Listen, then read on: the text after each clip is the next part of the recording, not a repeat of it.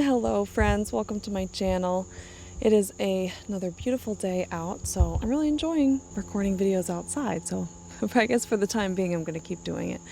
Today I'm talking about the conditioning that we get as children to turn things in on ourselves, to blame ourselves. Basically a shame and self-judgment pattern. And I've talked about shame and judgment on previous videos, a fairly recent one where I talked about how important it is to use havening techniques or EFT tapping to move shame and judgment aside because they are blocking the real wound underneath. They are preventing healing, and that is so true. But I want to talk more about why we have these patterns today and how they show up and what they do to us. I want to go into like sort of another angle of it today.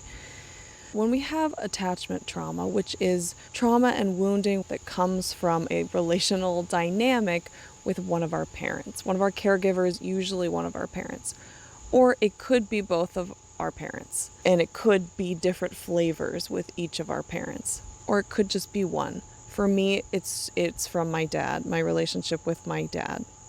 And when we have attachment wounds, as children, one of the most common strategies for dealing with a lack of love, which can come in many forms.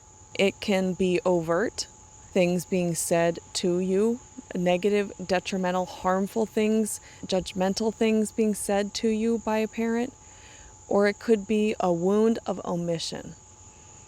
They're not there. They can't be there for you. They don't say affirming things. They don't look at you with those loving eyes. They don't send signals of love and cherish and value and importance to them. And the thing is, we all come into this world with a knowledge, a knowing that we are valuable, that we are worthy, that we are loved, that we are wonderful and amazing just for who we are, because we are us. But when we grow up in an environment where one or both of our caregivers are unable to mirror that message back to us, what happens is we get very confused. And I like to call this a confusion wound.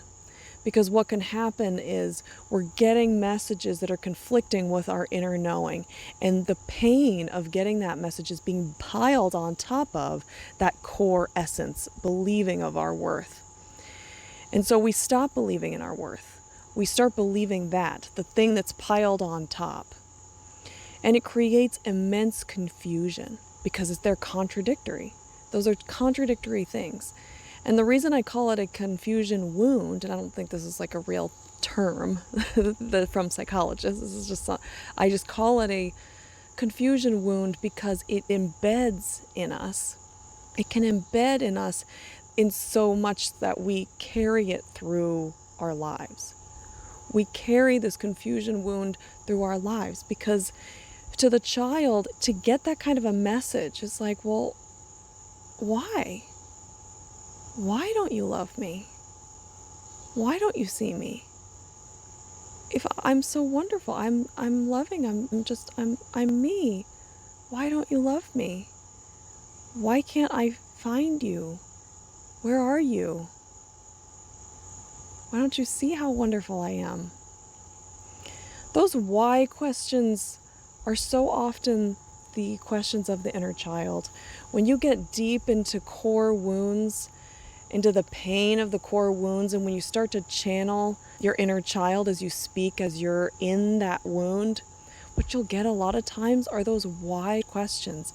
While tears are flowing from your eyes, why won't you love me? Why can't you love me? Where is your love? Why? And sometimes those whys is the thing that can bring up the tears. And the anger, there's anger there. Because the thing is that they let you down. They did. And this isn't about blame. But when we have this conditioning to turn energy in on ourselves, Part of the healing is to turn that energy back onto the person that it belongs to. That energy doesn't belong to us. The self-hatred, the negative thoughts, the blame, the judgment, the shame, that doesn't belong to us. That pain doesn't belong to us. It belongs to the caregiver that let us down. And I'm not advocating for confronting a parent, nothing like that, but in our minds, when we heal, we have to be able to allow ourselves to be pained by that parent. We need to allow ourselves to be angry at that parent inside of us and speak words to that parent, not directly to them where they can hear it, but like in a room, in your car alone, or with a coach, with a therapist, with somebody who's safe, a safe friend, a safe your other parent, a sibling, whoever the safe people are in your lives. And if you don't have them, then by yourself, you create that safety. You be that safe space for yourself. That you need to be able to express the things that the inner child was never able to express. Say the words that she or he never was able to say. And a lot of time, as I said, those are why questions, the deep down why. And like, what's wrong? What's wrong with you? Not me. The energy doesn't belong to me. What's wrong with you that you couldn't give that to me? And when I say that, I'm not saying it in a judgmental way. I'm just saying what's missing in you. It's taking the energy that we've been placing on ourselves for our whole life unfairly, that doesn't belong to us, that is harming us. We're taking that energy and we're starting to put it to where it belongs. That's where healing actually happens. Now, the reason that we turned it in on ourselves is because we need it as children. When we were in a powerless position, we're in a powerless position when we're children. We are completely dependent upon our caregivers, our parents, to meet our needs. And when they can't do that, we are powerless. If we can't get the needs, there's nothing that we can do about it. Being powerless is a really bad place to be because it makes us vulnerable to trauma. One of the ingredients to creating trauma in the body is feeling trapped. And when you have a situation where you don't feel safe, you don't feel loved, you feel insecure, you're not getting the love and safety signals that you need from your caregiver, you're trapped in that. There's nothing that you can do. But that is terrifying. And so one of the ways that we can adjust and adapt to help minimize the trauma in our bodies is by blaming ourselves. Because if we blame ourselves, sorry, this is like hurting my spine. I can't get my spine right in between the cracks. I have a prominent spine.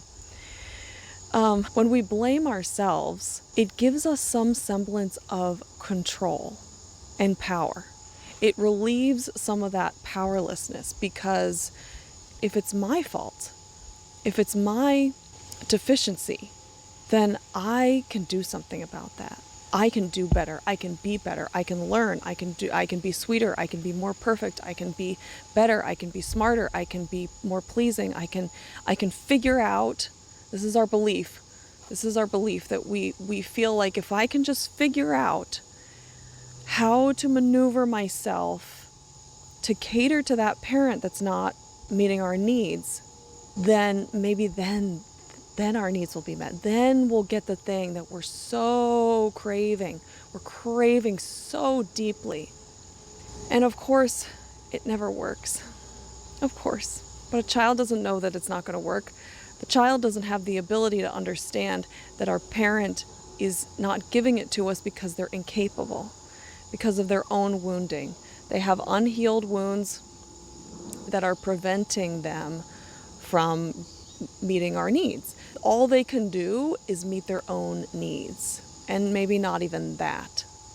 And we're this like pure essence when we're kids, and sometimes we take on the role, okay, I can take care of you. I can take care of our relationship. I can take on that role because we're that desperate to get our needs met. We think if I can take on the role keeping connection, like making a connection between us, which is supposed to be their role, then maybe I'll get my needs met. Then, because we have to have our needs met. We need, like, this is not a want, this is a need.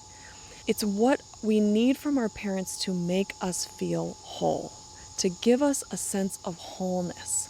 And when we don't get it, we don't feel whole. And the number one thing that attachment trauma or relational trauma does to us is that it leaves us with an extremely diminished sense of self-worth. Should I change the camera direction because now the sun is directly in my face? Well, we'll see. Maybe it'll go behind some branches. Our sense of self-worth, it leaves when we do not get the love that we need, the love signals that we need, the security that we need. It leaves a hole, a hole in our sense of self-worth, our sense of self-value, our sense of our own importance, our sense of mattering in the world, that we matter, that we're worthy, that we're valuable, that we're cherished, that we're valuable just because we're us. We didn't get that. We didn't get that mirrored to us. This is attachment trauma. This is relational trauma. And the problem, the difficulty with relational or attachment trauma is that that kind of a wound can impact every area of your life. Because everything in our lives is relational, whether it's to other people or whether it's to things like money and property and items and possessions, the rest of the world. Everything that we do, everything that we interact with is a relational exchange. And so relational or attachment wounding can impact every area of our life. It has the potential. It's our sense of self-worth. That's our core. Our core is our sense of self-worth. If we doubt our self-worth, then we have the potential to have blocks in all kinds of areas of our lives. One of the most prominent areas that we often notice is interpersonal relationships, especially your love relationship, that significant relationship. If you have unhealed wounds, it is too easy to get into toxic relational dynamics because we have blind spots. What we got mirrored to us had holes in it. And so now we have beliefs that have holes in it and what we deserve. And the way that we were treated as children was conditioned into us. And so now we think we deserve to be treated that way. And as a result, we can really get into relationships where we don't see things. We have blind spots. And we can get into toxic dynamics. But the problem is we carry this confusion wound. That's what I call it. Because we have wounds, because we have pain in these areas of the things that we didn't get, what the wounds do is it blocks, just like what I was saying in the beginning, with the wounds sort of pile up on top of our original core divine sense of self-worth and value. And that is carried through our lives. Wounds cause confusion. And so when you're in an interpersonal relationship where there's a toxic dynamic but you don't see it, our tendency when we're conditioned to turn things in on ourselves is to turn it in on ourselves and to blame us for all the problems. And if we blame ourselves for all the problems in interpersonal dynamics, then we don't see when somebody else is the problem. And what can happen if somebody is treating us in an unkind, in a manipulative, whatever it is, they're manipulating. Even if we get these hits, we feel like this person's manipulating me. But what happens is we immediately start doubting ourselves and we get into this fight with ourselves. This is what the confusion does. This is what the confusion, because we don't know what's right and wrong. We have conflicting beliefs about our core belief that we can hardly even see. We know that it's true, but it's not what's coming in our conscious mind. What comes in our mind and what the program that's running is the one that was mirrored to us from our caregiver. And so we have these conflicting beliefs. We also have this other conscious belief that it's like we also know cognitively like we're worthy because everybody is, right?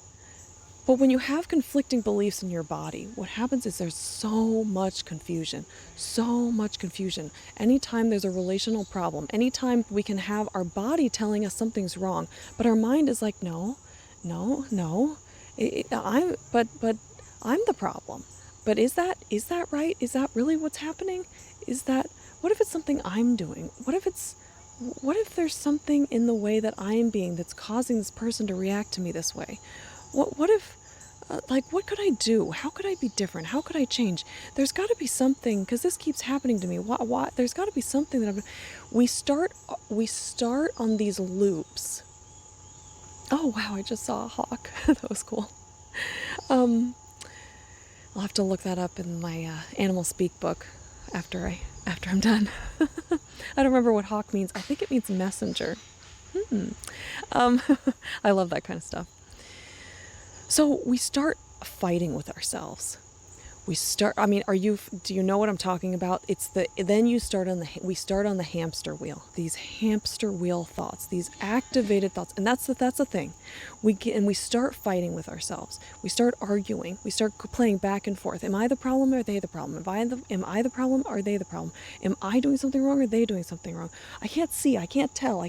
What is it? Well, until I know, I better just, I'll just keep trying to change myself and see if that changes. We get into these fights with ourselves, our arguments with ourselves, these thoughts that just go over and over and over and over and over again. And when we're mistreated, our body knows it, but our mind fights it. And our mind doesn't know what to do with it because we were taught to live with it, that there's nothing we can do about it. But we also believe that, well, there must be something I can do. This is the unhealed wound. We want to believe that there's still a chance that we could change our parent, that parent that didn't give to us. And so we try to replay that in our parents. You've probably heard this, that we try to replay that parental wounds with our relationships as adults. And so we're fighting. It's like our body knows we've been mistreated. And so our nervous system gets activated. And you know those, you know how, in the middle of the night especially is the worst. It's like you start playing the conversation that like you wished you could have, like that you wish you could say to that person, because you feel that you've been mistreated. And you're like, when you feel more empowered, you're like, oh, this is what I want to say. This is really what I want to say. You could stay up all night going round and round and round and round about all the things you want to say. And then you never do it. You never do it. You never say it because you've been conditioned to not. That's too threatening. Now, everybody's attachment trauma shows up differently. This is a form that I am all too familiar with, and clients that I work with as well. This is a very common thing that happens, especially with empaths, people who tend to internalize things and cater to the other and morph themselves to the other. We are suppressing ourselves, and our body knows that we are, and our body and our inner child is getting angry, is enraged, because it's self-suppression, self-suppression, self-suppression, self-suppression. And yet we're too scared to act. And there's confusion because we don't know how to act. We don't know what's right and what's wrong. What is reasonable to ask for and what's not. Oh, it's like exhausting even to talk about, What happens is when we go round and round with these thoughts, because there's confusion, because there's pain, there are wounds, it activates the nervous system.